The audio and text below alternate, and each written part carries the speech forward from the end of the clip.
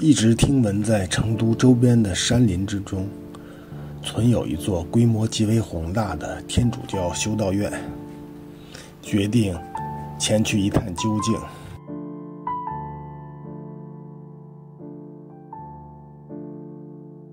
这处修道院处在四川彭州深山中的白鹿镇旁边，现在叫白鹿圣书院。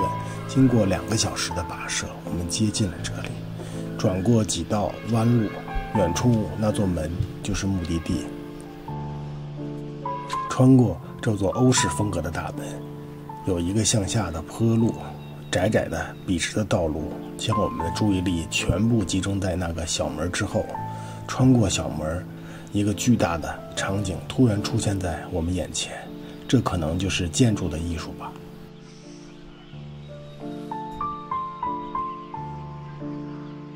只有从天上飞鸟一样般的观察，我们才能体会到这座建筑的宏大的气势。这座建在深山中的宏大建筑也叫领报神学院，是法国天主教于1908年建造的。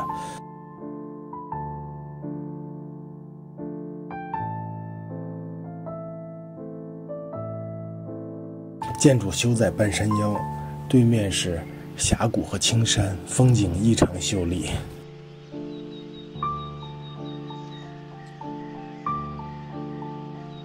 欧式建筑与青山秀水显得那样和谐。这里是四川最大的法式教堂建筑群，建筑的正门也很有特色。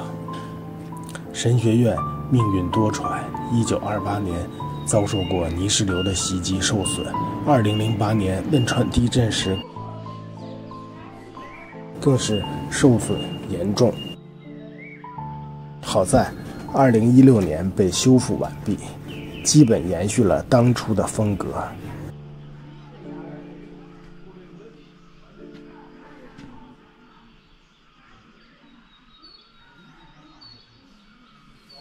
现如今，这里是全国重点文保单位。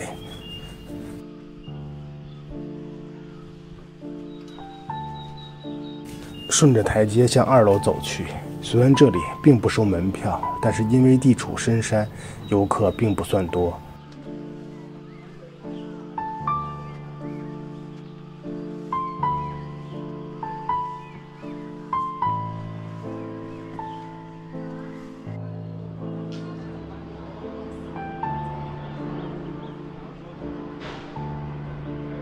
门上那块1908年的石头是说建成的年份，那排蓝色的拉丁文是领报神学院的名字。门廊顶上有很多用于加固的方缸，穿过了门廊就是天井和壮观的教堂。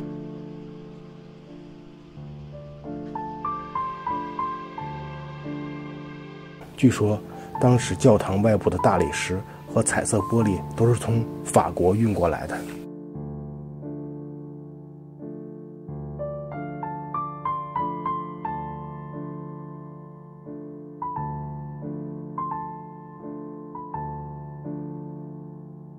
1753年，法国天主教在四川省开始传教。1895年，成都及其周围地区发生了群众反洋教的运动。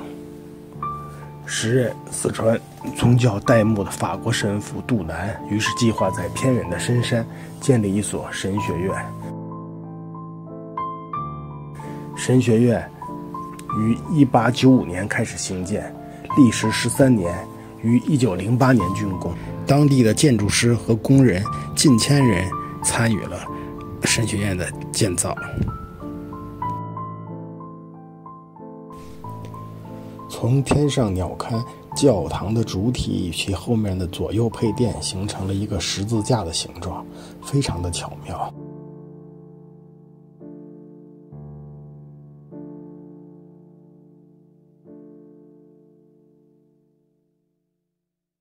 欧式的教堂与中式的灰瓦在这里和谐的相互偎依，繁复中透着简约，宏大里蕴含着众多的细节，它们共同构成了一幅独特的画卷，吸引着无数游客前来感受这份独特的魅力。走进其中，仿佛置身于一个梦幻的世界，让人陶醉其中，流连忘返。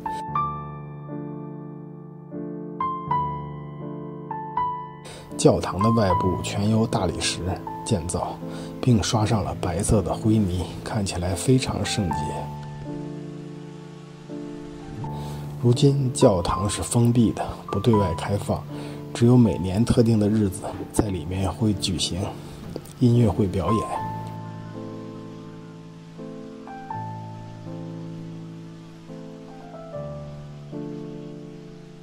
神学院的总面积为6740平方米，教堂的中央庭院为600平方米。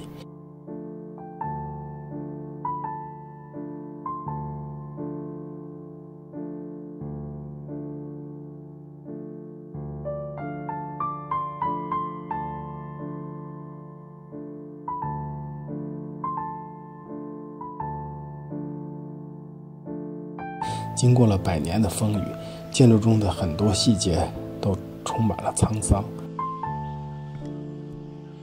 这些门窗玻璃都是重修的，窗上的彩色玻璃也是贴的塑料纸。1949年解放以后，法国传教士撤出了中国，这处建筑分别做过小学校、办公楼、仓库和医院。1951年小学搬出以后，这栋建筑就彻底荒废了。虽然被废弃，也因祸得福，加上地处偏远，才在后来的文革中被保留下来。院子的一侧如今已经被开发成了一间书店和咖啡馆，人们能够在这充满古朴韵味的环境中悠然地坐下来休息片刻，静心忧思一下过往。微风轻拂，树叶沙沙作响，伴着淡淡的咖啡香，时光仿佛在这里慢了下来。在这里，人们可以远离城市的喧嚣，寻觅内心的宁静与安然。建筑的2层并没有开放，只能让无人机去观看一下。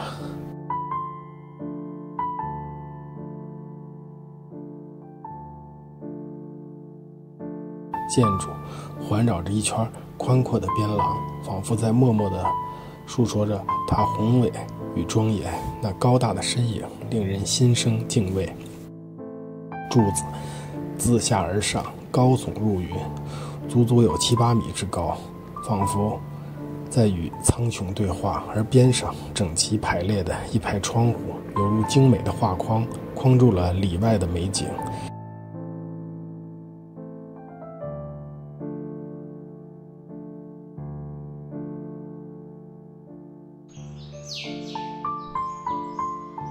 站在回廊上向下看，有一道楼梯通向下面。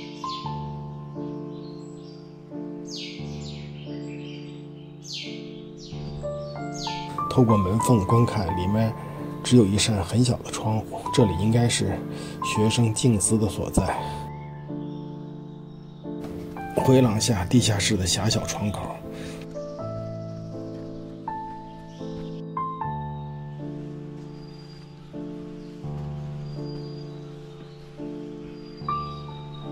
从楼梯向上走，越发显得回廊宽大雄伟。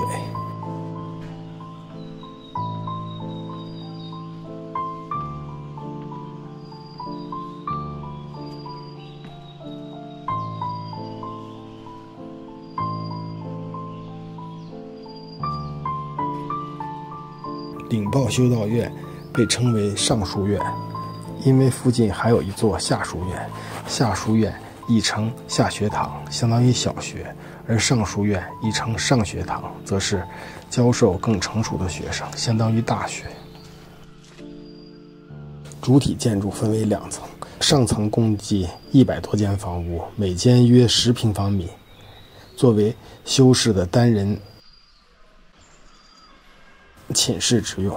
上层又分为2排，中间有过道，下层则是教室、办公室、厨房等等，全是木结构的，可见学院的规模十分庞大。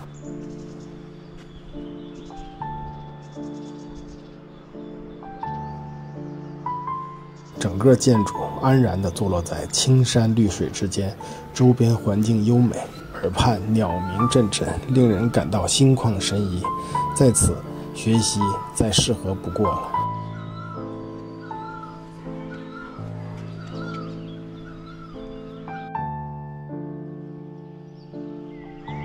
建筑的正面造型奇特，一个个小型的穹顶结构将建筑牢牢地托起。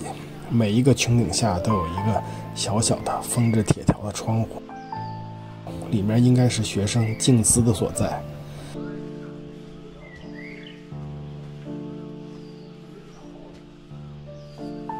走廊下的通道悠长深邃，充满了神秘感。两边墙上钉着加固的钢筋，走在其中，好像世界没有尽头。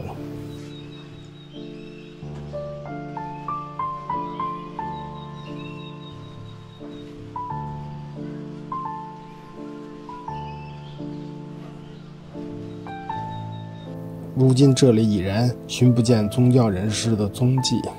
这里不过只是一个再寻常不过的普通旅游区罢了。